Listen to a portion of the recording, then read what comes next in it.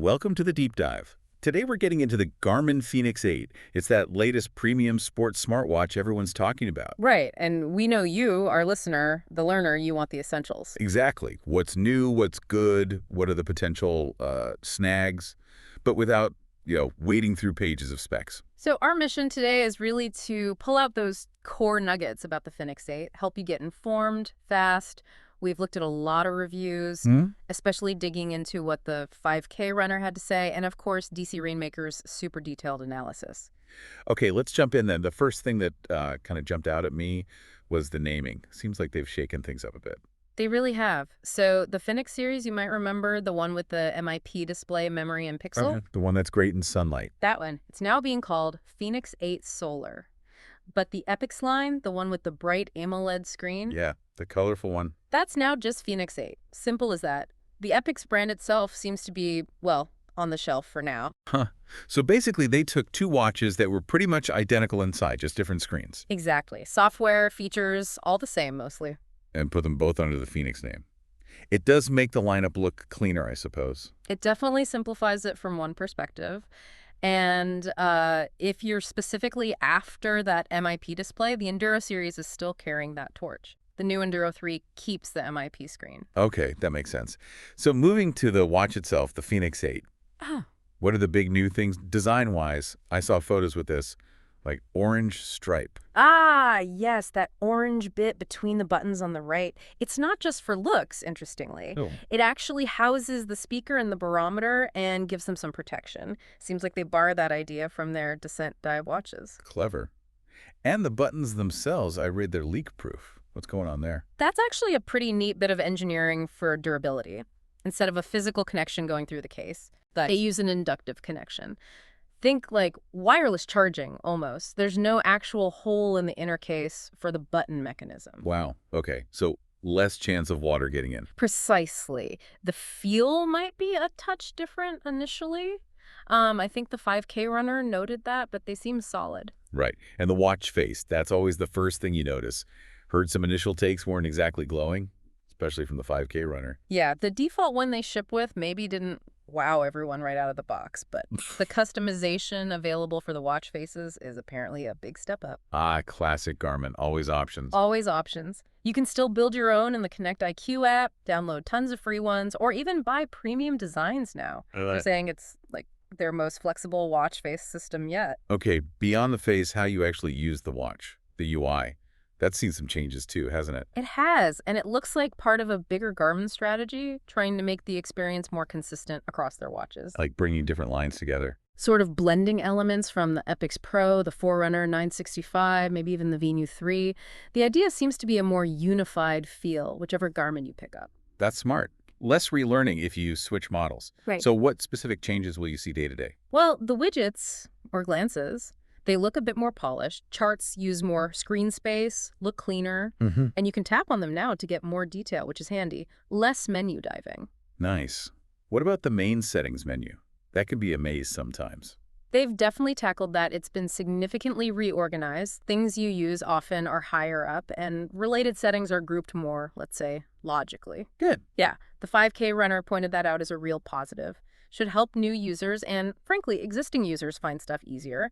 It shows Garmin's listening, maybe, to feedback about menu complexity. And the flashlight.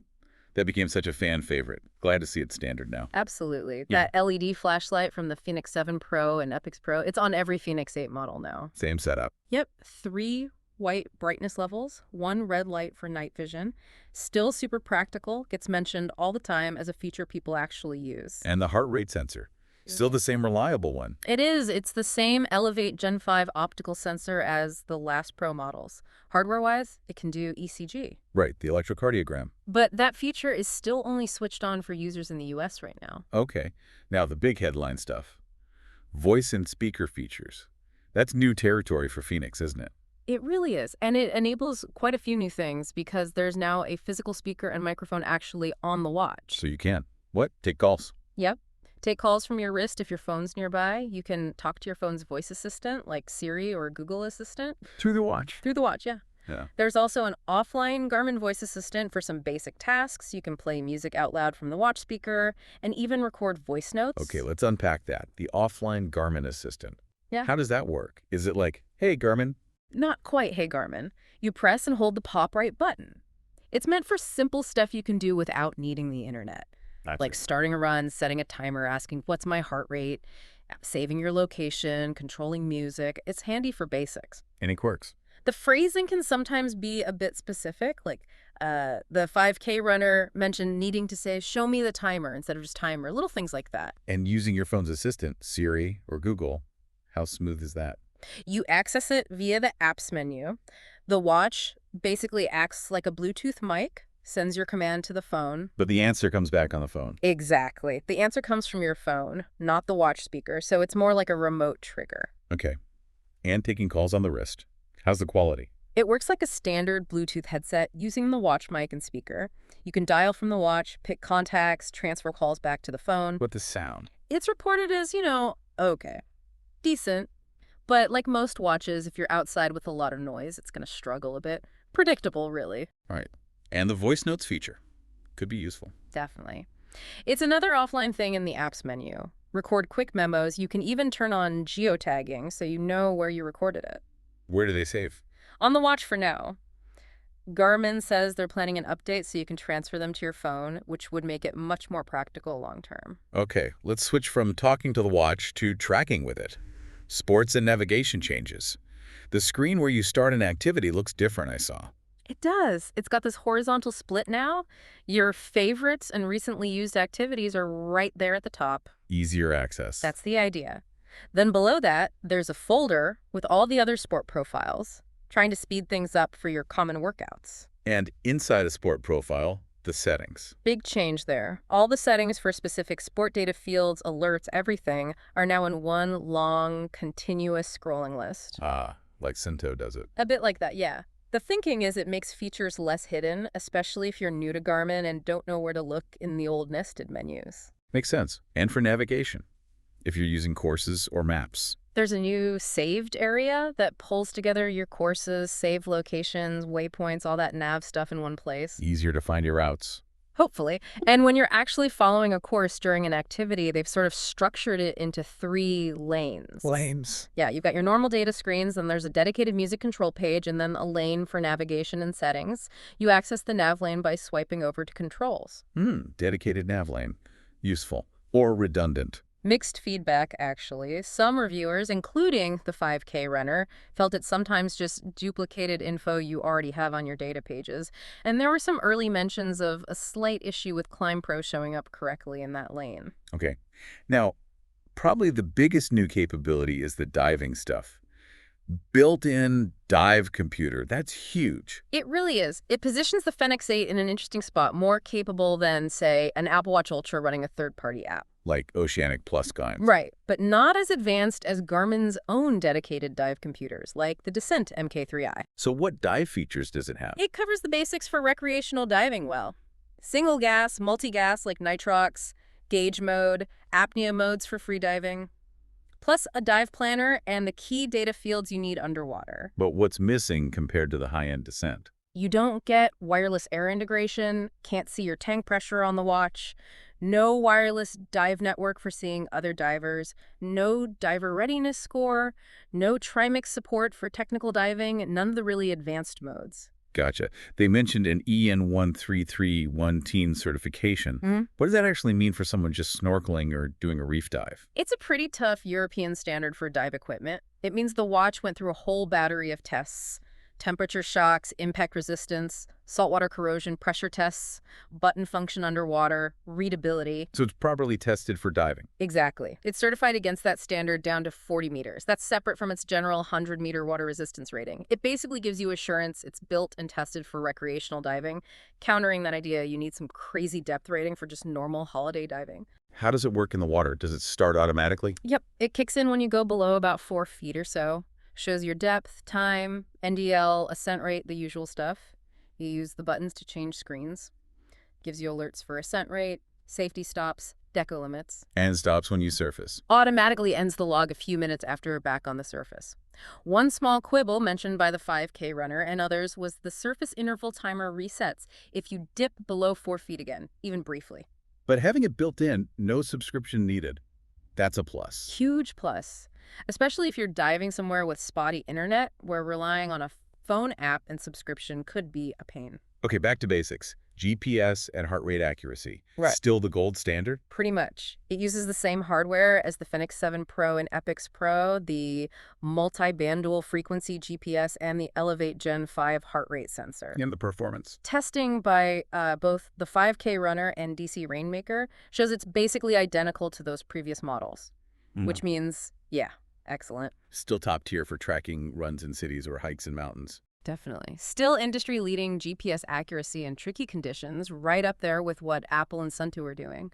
Same story for the optical heart rate, among the best you can get from the wrist, very comparable to Apple. I read about a new GPS correction feature, something automatic. Yeah, this is interesting and a bit hidden. There's an option now where the watch can automatically process your GPS track after the activity. Wow. It uses the internal sensor's accelerometer, gyro, to look for parts of the track where the GPS signal might have been dodgy, like during walking or maybe open water swimming. If it finds a potentially iffy track, it flags it to get corrected using Garmin Connect's cloud processing. So it cleans up bad tracks. That's the idea. A bit like Sunto's Fuse GPS, maybe, but leveraging online processing. It only kicks in if the original GPS data looks suspect, though, not on every single file. Battery life. Always the big question with bright screens and tons of features. How's the Fenix 8 holding up? The claims are strong, and testing seems to back them up pretty well. Even the AMOLED version. Especially the AMOLED version. That's seen a big improvement over the Epix2 Pro. It's now getting endurance closer to what the old MIP Fenix models offered, which is impressive. So how often are people charging? Reviewers running at pretty hard max accuracy GPS, lots of use, were often getting around 4 days, maybe more. And for long GPS activities? GPS tests, like on long hikes of 8-10 hours, even using navigation and the always-on display, showed the Fenix 8 often beating Garmin's own specs, particularly using the SAT-EQ mode. Really solid. Okay, but it can't all be perfect. Let's talk potential drawbacks. The price tag seems to be significant. Yeah, that's probably the biggest hurdle for a lot of people. There's a noticeable price jump compared to previous generations. It's a serious investment, no doubt. And the new voice assistant. Sounds cool, but how useful is it really? It's a step, but the actual command part is maybe a bit limited right now. Sometimes just pressing a button is faster and easier. And using it to trigger your phone's assistant. That integration feels a little clunky, according to some reports. Not quite seamless yet. Call quality. We touched on it, but just to confirm. It's okay in quiet places, but yeah, ambient noise outdoors really affects it. Standard smartwatch limitation, really. And the UI. Even with the tweaks, is it still potentially overwhelming for a newcomer? It's still a very deep, feature-packed watch. So yes, while they've tried to streamline things, there's definitely still a learning curve if you're new to Garmin. Some felt the widgets could look better visually, too, and the new sports start screen wasn't a massive leap for everyone. Any performance hiccups? Map lag was sometimes an issue before. There are indications the processor inside hasn't really changed. Some benchmark tests suggest that, and that probably explains why people are still seeing some lag when, redrawing maps, zooming, or panning. Okay, and Connect IQ data fields, you can add more per sport now, right? 4 instead of 2. Yes, you can have 4 per profile. But there's always a but. The total memory pool for all CIQ stuff hasn't increased. So if you use 4 fields, each one gets less memory than when you could only use 2. So more complex, memory-hungry data fields might struggle. Could be an issue, yeah. Potential compatibility or performance problems for those really big data fields. That orange sensor guard we mentioned, you're stuck with it. On the models that have it, yes. It's fixed, protects the barometer, no swapping it out if orange isn't your color. A definite aesthetic consideration for some. And the AMOLED screen visibility during exercise. That debate continues, I guess. It does. The always-on display dims significantly to save power. Some users find it harder to see quickly during a run, especially in bright sun compared to a MIP screen. Which gets clearer in bright light, and you can force the backlight on. Exactly. With the AMOLED, you rely more on the wrist gesture to brighten it fully. Many get used to it. DC Rainmaker seemed okay with the gesture, but it's not the same as having that constant backlit MIP visibility during a workout if that's what you prefer. You can't force the AMOLED backlight to stay on constantly during exercise like you could with MIP. Any other little niggles or bugs reported? A few things. Some minor bugs mentioned around turn-by-turn prompts in map layer selection. Some users still find Garmin's data export and offline management less intuitive than other platforms. Uh-huh. Also, it seems the native SpO2 data field blood oxygen might have been removed. You'd need a CIQ field for that now during activity. And just the general point that Garmin's AMOLED AO dimming isn't the same tech as Apple's LTPO, variable refresh rate, leading to different power brightness trade-offs and that ongoing discussion of what always on really means or should mean. Okay, quite a few points to weigh there, but let's flip back to the positives.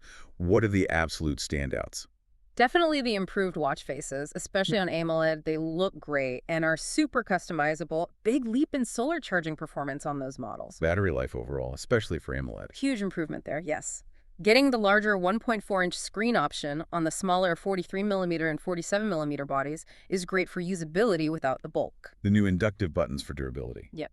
The mic and speaker adding voice features opens potential for the future too. Built-in dive computer, no subscription. Big value add for divers, and fundamentally still top-tier GPS and heart rate accuracy. Plus that new auto GPS correction feature. And things like Strength Coach and Garmin Connect, adjustable font sizes on the watch. Lots of solid improvements across the board. So wrapping it up, the Fenix 8 looks like a really packed, powerful update. It definitely is a major evolution, you could say. Consolidating the displays, boosting that AMOLED battery life, adding voice, adding dive. These are significant steps. But not without some debate. No, the price, some of the UI choices, how some new features work in practice, there's definitely a mix of reactions out there. Well, we hope this deep dive, pulling from folks like the 5K runner and the wider reviews, has given you, the learner, a really solid, digestible picture of the Fenix 8. Which leaves you with a final thought to chew on. Considering this blend, this mix of really high-end sports tracking and these new smartwatch features, does the Garmin Fenix 8 hit that sweet spot for your needs? Or are there specific things, maybe the price, maybe a specific feature or limitation, that make it either a definite yes or a maybe not right now for you? Definitely worth digging into more detailed reviews based on what matters most to you.